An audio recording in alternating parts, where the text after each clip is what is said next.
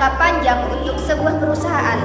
Maka dari itu, perusahaan akan menyeleksi orang berkompeten sesuai dengan kebutuhan dan bisa memajukan perusahaan ke arah yang lebih baik. Dalam melakukan proses rekrutmen karyawan, perusahaan tentu mempunyai kriteria tersendiri yang harus dipenuhi. Apabila perusahaan melakukan kesalahan langkah dalam merekrut karyawan, akan berakibat buruk bagi perusahaan di masa yang akan datang. Proses rekrutmen karyawan dapat dilihat dari beberapa hal seperti karakter calon karyawan, latar belakang pendidikan, skill yang dimiliki, serta kecerdasan intelektual.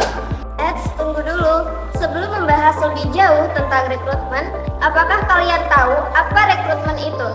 Jadi, rekrutmen adalah proses mencari dan menyeleksi calon karyawan untuk mengisi posisi atau jabatan tertentu yang dibutuhkan oleh perusahaan. Kunci utama menciptakan sumber daya manusia yang profesional terletak pada proses rekrutmen, seleksi, training, dan development calon karyawan. Tidaklah mudah mencari karyawan yang berkualitas. Proses rekrutmen ini penting dalam menentukan baik tidaknya pelamar yang melamar pekerjaan pada suatu perusahaan. Nah, selanjutnya kita akan membahas apa sih tujuan rekrutmen dan mengapa rekrutmen penting dalam suatu perusahaan. Nah, teman-teman, jika ditanya apa tujuan rekrutmen, jawabannya tentu sederhana, yaitu agar perusahaan dapat memiliki tenaga kerja yang benar-benar sesuai dengan kebutuhan, baik berdasarkan beban kerja yang ada maupun kebutuhan yang lain. Rekrutmen sangat penting dalam suatu perusahaan. Dengan adanya proses rekrutmen di perusahaan dapat meminimalisirkan kesalahan dalam memiliki kandidat serta dapat meningkatkan produktivitas dan kinerja di perusahaan tersebut. Agar tujuan tersebut dapat dicapai dengan tepat, tak jarang rekrutmen pun harus melalui berbagai tahapan. Bagaimanapun juga, perusahaan tentu ingin memperoleh tenaga kerja yang mampu menyelesaikan tanggung jawabnya secara efektif dan efisien. Secara garis besar, terdapat dua metode rekrutmen umum dilakukan suatu perusahaan, yaitu metode rekrutmen tertutup dan terbuka. Metode rekrutmen tertutup adalah proses rekrutmen yang dilakukan dengan mencari calon karyawan dari internal perusahaan. Metode rekrutmen ini dapat dilakukan dengan cara vertikal atau demosi, dengan cara horizontal atau rotasi. Metode rekrutmen terbuka adalah rekrutmen perusahaan yang berasal dari luar lingkungan perusahaan atau eksternal. Metode ini diperlukan perusahaan pada saat ekspansi bisnis karena kebutuhan tenaga kerja yang meningkat. Jadi, tadi adalah penjelasan mengenai rekrutmen, tujuan, dan metode rekrutmen. Mungkin teman-teman ada yang bertanya, bagaimana sih langkah-langkah rekrutmen yang efektif dan efisien itu? Oke, mari dengarkan penjelasan berikut ini. Efektivitas dalam proses rekrutmen harus diwujudkan dalam setiap tahapannya.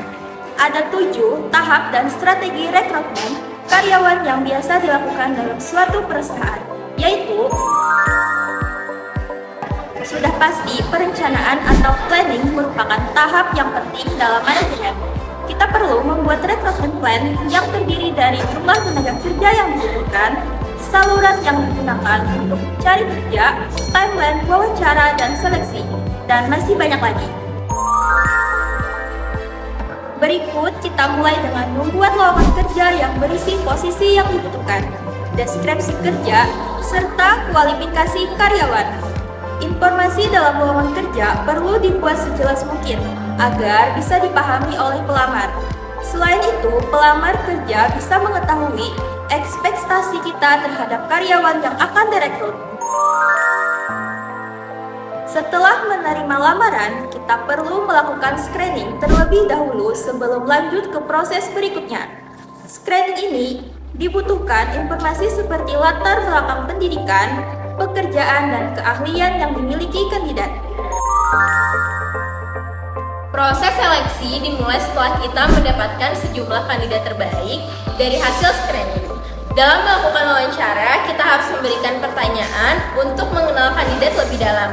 Teman-teman pun bisa mengadakan tes kepribadian, psikotes, dan tes kompetensi untuk menilai kecocokan kandidat dengan ekspektasi kita. Seleksi akhir dilakukan setelah kamu selesai mewawancarai seluruh kandidat. Kita akan menyeleksi kandidat yang layak untuk dipekerjakan di perusahaan kita. Di dalam tahap ini, kita harus memastikan agar kandidat tersebut cocok dengan budaya dan nilai perusahaan kita. Kita sudah menemukan sejumlah kandidat yang diterima menjadi karyawan di perusahaan kita. Namun, belum tentu mereka setuju untuk bekerja di perusahaan kita. Itulah pentingnya pembuatan kontrak atau perjanjian kerjasama dengan memberikan penawaran kerja terbaik untuk mereka. Terakhir, kita juga perlu melakukan proses integrasi atau onboarding kepada karyawan baru. Kita akan mengenalkan mereka kepada atasan serta mengajarkan seluk-beluk mengenai aturan dan budaya perusahaan kepada karyawan tersebut. Mereka akan bekerja lebih efektif setelah merasa nyaman di perusahaan kita. Nothing feels better.